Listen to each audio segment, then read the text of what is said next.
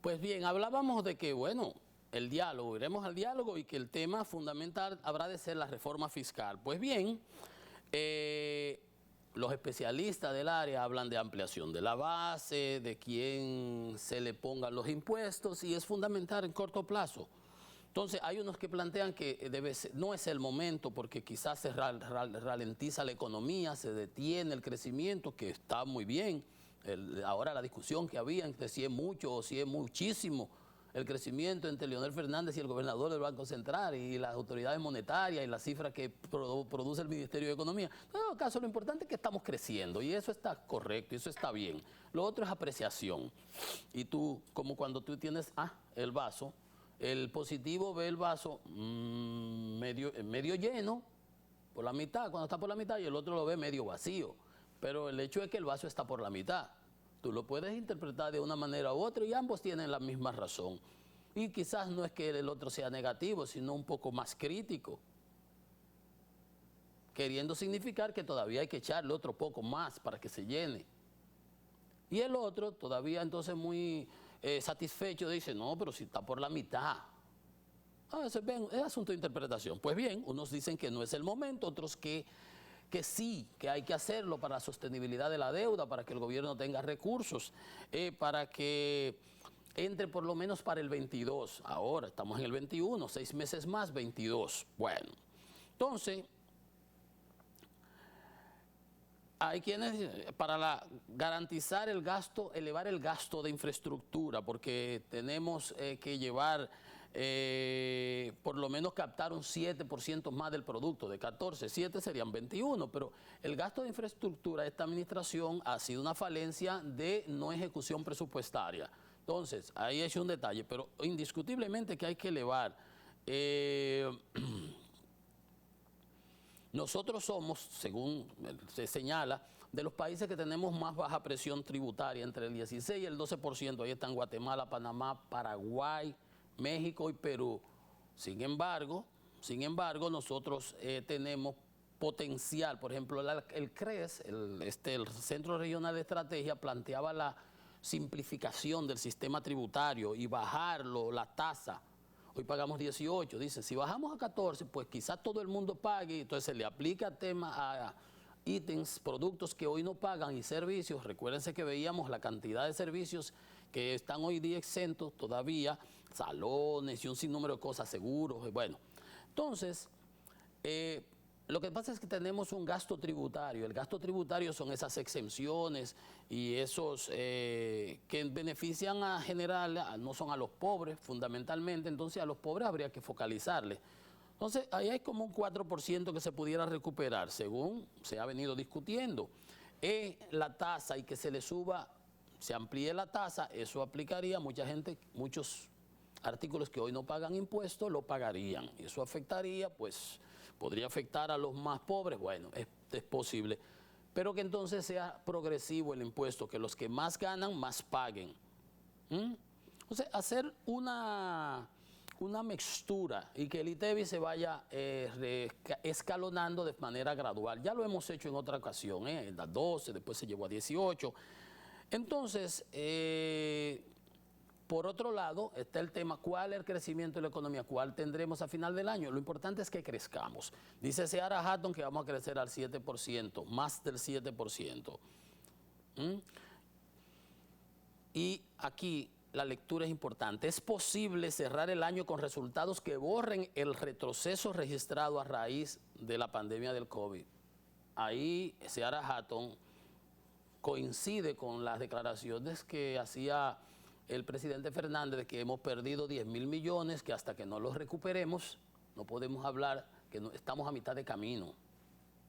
Fíjense ustedes, ve, que es asunto de apreciación, que nos hemos gastado 18.000 millones de dólares en la pandemia, que 14.000 han sido de pérdidas y otros 3.600 adicionales, lo de las vacunas, los que han tenido que ver con el COVID. Luego, si tenemos una deuda de 7.000 millones aproximadamente, neta, él señala, hemos tomado 12.000, pero pagamos 4.000 y pico, el neto son 7.000, hay 3.000 millones que se fueron a COVID, hay 4.000 millones que se han ido a otros sectores que no necesariamente han sido para COVID.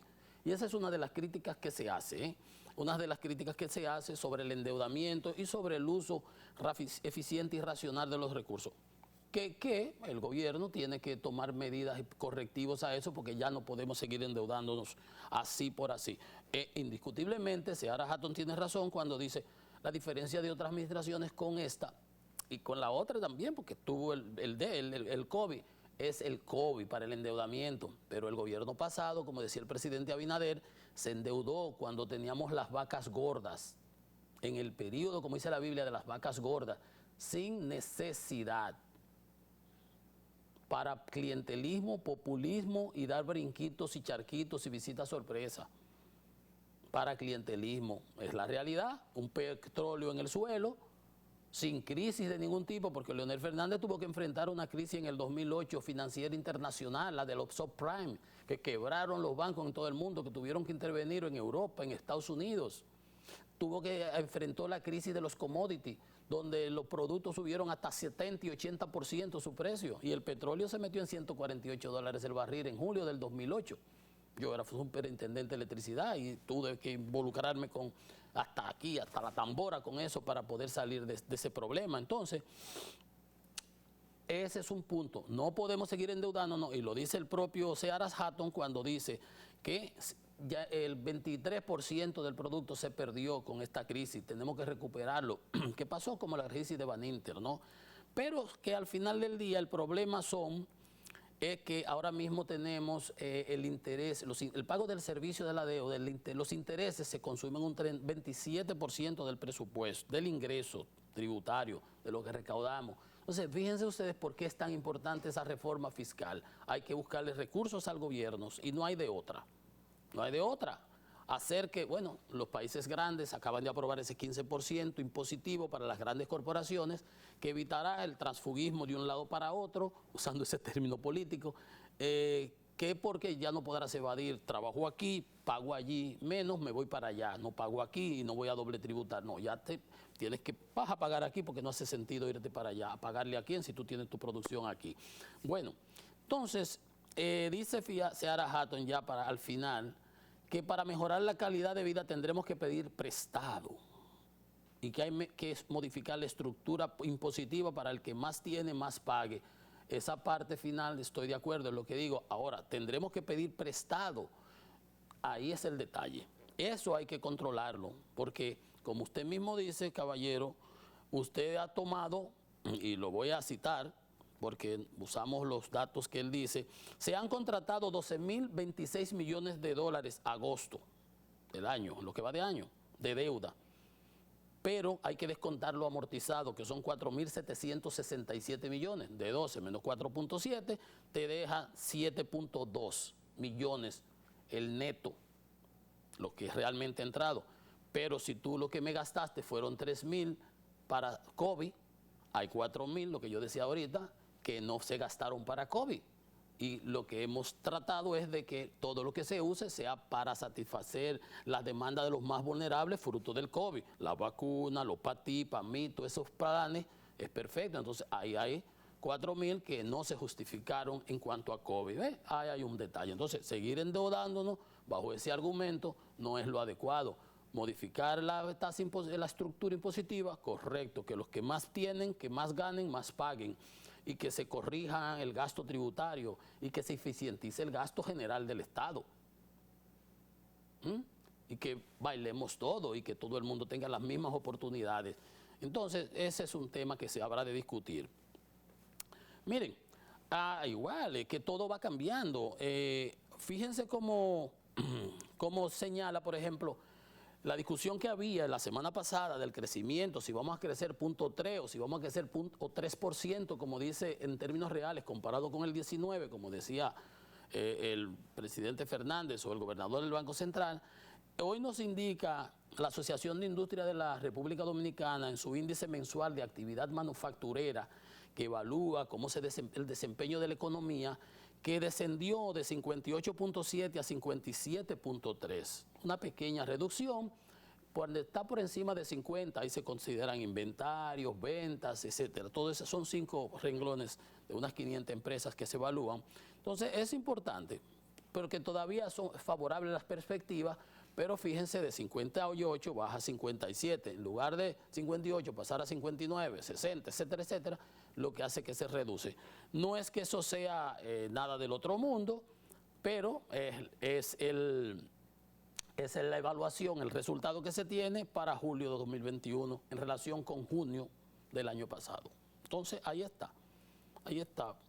Todavía es favorable para la economía, las perspectivas, porque supera el 50%. Eso es importante. Miren, hay cosas que van surgiendo.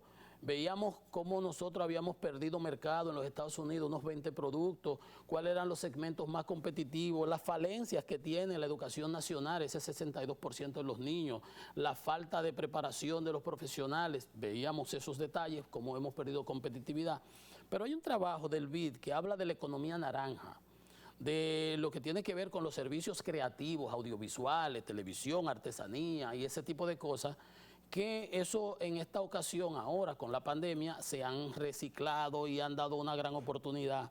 Dice que el comercio de servicios creativos crece en 70% más rápido que el de bienes creativos.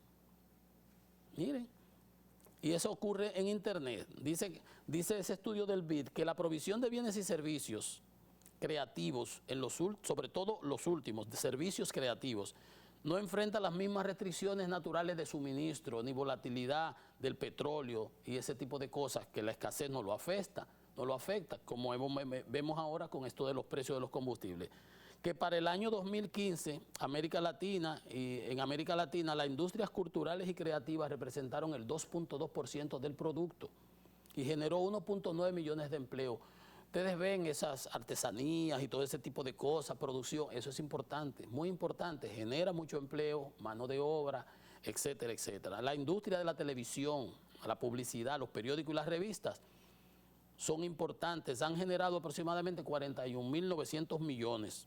41.000 la televisión, 21.000 la publicidad de los periódicos y 19 millones de las revistas. Bueno, ahí estamos nosotros, ¿verdad? En televisión, a ver si nos toca un poquito de ese pastel. Y que en la economía naranja en la República Dominicana representó 1.5% del Producto Interno Bruto. ¿Ven ustedes? Mientras que, por ejemplo, en nuestras zonas francas estamos produciendo zapatillas para bailarinas, piezas de aviones, barcos, piercing, arete, joyería fina, productos de papel, de todo, señores. La industria aeronáutica, velas aromáticas, bolsas de ensamblaje para donde meten a los fallecidos en los Estados Unidos, todo ese tipo de cosas. Equipos médicos, rodilleras, caderas, prótesis, todo ese tipo de asuntos lo estamos produciendo en nuestras zonas francas, junto con joyería fina, que es también parte de eso que tiene que ver con esa economía naranja. Entonces, 168.000 empleos directos y un crecimiento de 1.6 comparado con el 2019. Ven de nuevo las cifras que no son tan halagüeñas, tan grandiosas como se presentan, pero al final del día son positivas y son crecimientos. Vamos a hacer una pausa para volver en breve con más. Esto es Economía y Mercado.